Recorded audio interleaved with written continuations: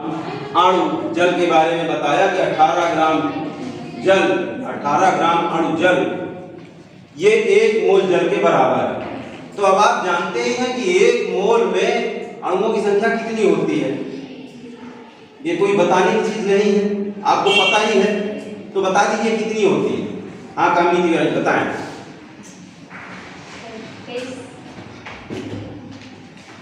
Any student कोई बताए। 1 मोल में अणुओं या परमाणुओं की संख्या होती है एवोगैड्रो नंबर के बराबर, जो कि तुम्हें याद होना चाहिए था, और अगर याद नहीं है तो बेकार है फिर पढ़ाना। एक एवोगैड्रो नंबर की वैल्यू कितनी होती है, एवोगैड्रो संख्या का मान कितना होता है हम बता ही चुके हैं। हाँ खड़े होके बताएं। 6.023 बिल्कुल सही उत्तर दिया है, लेकिन आप एक जगह गलती कर रहे हैं। आप बोल रही हैं 6.023, ऐसा नहीं बोलना चाहिए, आपको बोलना चाहिए 6.023। जब कैलकुलेशन करना होता है तो लोग 3 को 2 लिख लेते हैं तो आसानी हो जाती है कैलकुलेशन। तो 6.023 इंटू 10⁻23 1 मोल पदार्थ में अणुओं या परमाणुओं की संख्या के बारे में होता है।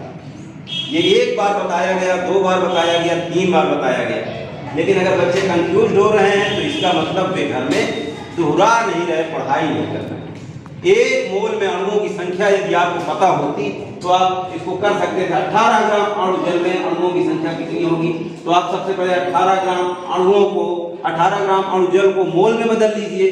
जब आपने मोल में बदला तो वो हो गया जाकर के 1 मोल, और आपको 1 मोल पदार्थ जानते ही हैं कि 1 मोल पदार्थ में रचनात्मक कणों की संख्या होती है 1 एवोगैड्रो नंबर के बराबर, एवोगैड्रो संख्या के बराबर होती है। एवोगैड्रो संख्या का मान आपको याद कराया जा चुका है, अगर आप भूल जा रहे हैं बार बार तो ये मेरी गलती नहीं है। अब अगला प्रश्न आप नोट कर लीजिए।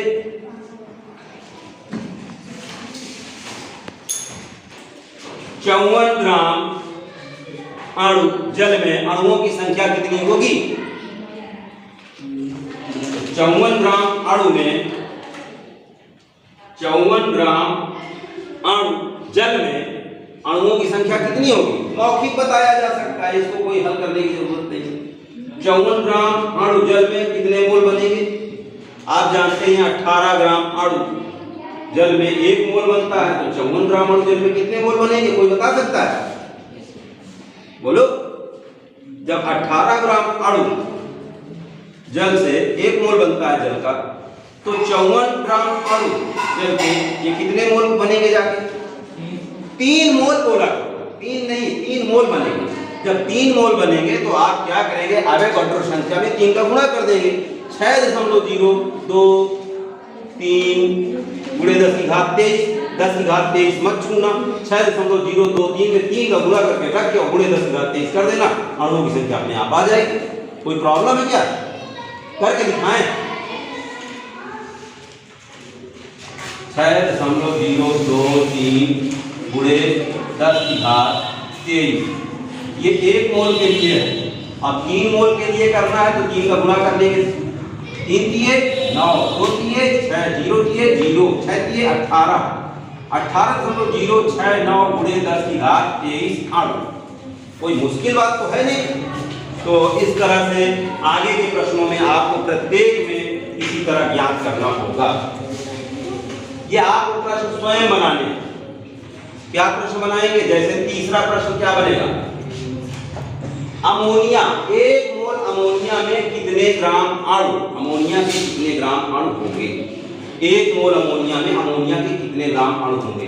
तो 1 मोल अमोनिया में बताइए अमोनिया के कितने ग्राम अणु होंगे, कौन बताएगा, जिसको आता हो खड़ा हो जाए, जो इसको कर सकता हो, जो कर सकता हो खड़ा हो जाए इसको तुरंत। अमोनिया के 1 मोल अमोनिया में अमोनिया कितने ग्राम अणु होंगे, कौन कर लेगा।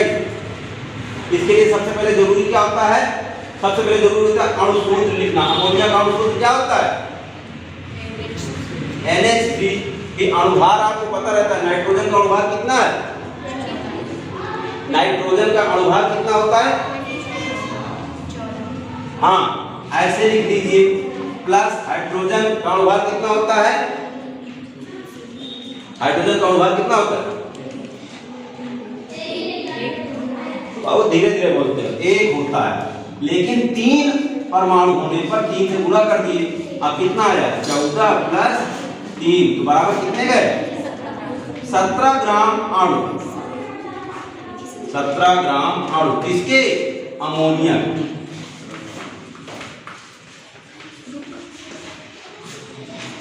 तो कहा गया कि प्रश्न था 1 मोल अमोनिया में अमोनिया के कितने ग्राम अणु होंगे? उत्तर मिला 1 मोल अमोनिया में अमोनिया के 17 ग्राम अणु होंगे। अब पूछा जाए संख्या कितनी होगी अमोनिया के अणुओं की, तो वो होगी 1 आवोगाड्रो संख्या के बराबर। अब आवोगाड्रो संख्या का मान होता है 6.023 गुणे 10 की घात 23 इतने अणु होंगे। तो कोई मुश्किल बात नहीं है, अन्य सभी प्रश्नों को आप स्वयं बना सकते हैं, कोई दिक्कत तो नहीं आएगी। जैसे इसी तरह आप देख लीजिए ब्लीचिंग पाउडर, तो ब्लीचिंग पाउडर के 1 मोल में ब्लीचिंग पाउडर के कितने ग्राम अणु होंगे? आपको कैल्शियम का अणुभार पता ही है, ऑक्सीजन का अणुभार पता ही है, क्लोरीन का अणु, कोई बोल नहीं रहा। अणुभार ब्लीचिंग पाउडर का होगा, CaOCl2 का अणुभार होगा, इनका अकेले अकेले में परमाणु भार होगा। इसको सत्यनारायण की कथा की तरह न सुनो, बस केवल सुनते चले जाओ। CaOCl2 अर्थात कैल्शियम का 1 परमाणु, ऑक्सीजन का 1 परमाणु और क्लोरीन के 2 परमाणु। तो कैल्शियम का परमाणु भार, ऑक्सीजन का परमाणु भार और क्लोरीन के परमाणु भार का दुगना, इन तीनों को जोड़ोगे तो मिलेगा ब्लीचिंग पाउडर के 1 अणुभार मिलेगा। ब्लीचिंग पाउडर के 1 अणु का भार, यानी ब्लीचिंग पाउडर का अणुभार मिल जाएगा। और ब्लीचिंग पाउडर का जितना अणुभार निकलेगा बस उतने ही ग्राम अणु ब्लीचिंग पाउडर के 1 मोल के बराबर होंगे और अणुओं की संख्या होगी आवोगाड्रो संख्या के बराबर 6.023 गुणे 10 की घात 23। तो इस तरह से इन सभी से प्रश्न बना के आपको स्वयं करना है। तो आज जहाँ तक मैं समझता हूँ जो मैं आपको बताना चाहता था, केवल इतना बताना चाहता था कि यदि आपने यौगिकों के अणुसूत्र याद कर लिए हैं तो क्या क्या जान सकते हैं।